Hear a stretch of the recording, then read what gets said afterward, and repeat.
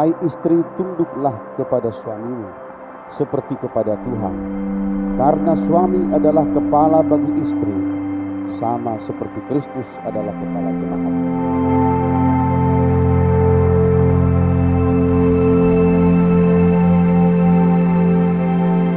Hendaklah perilaku istri itu tulus, sopan, lemah lembut dan penuh kedamaian.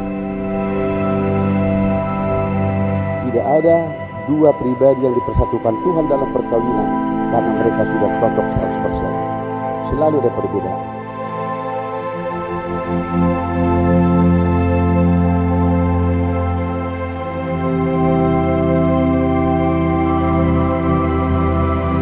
Barang siapa menceraikan istrinya kecuali karena zina, dia berbuat zina.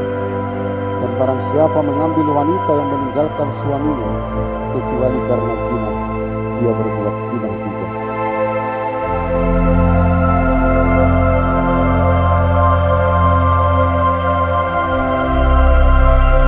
Tidak baik kalau manusia itu seorang diri saja.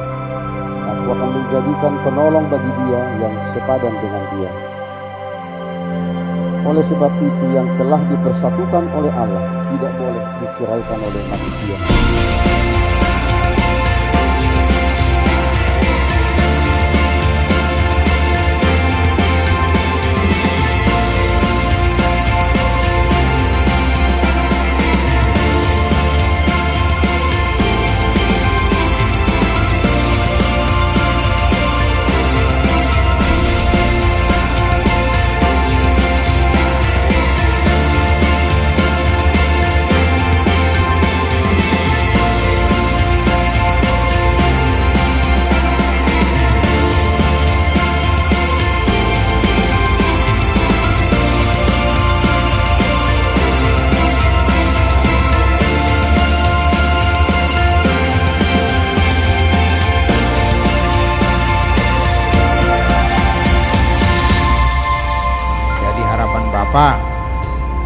Apa yang sudah dicontohkan mama, lakukan lain ya. Walaupun kami belum sempurna.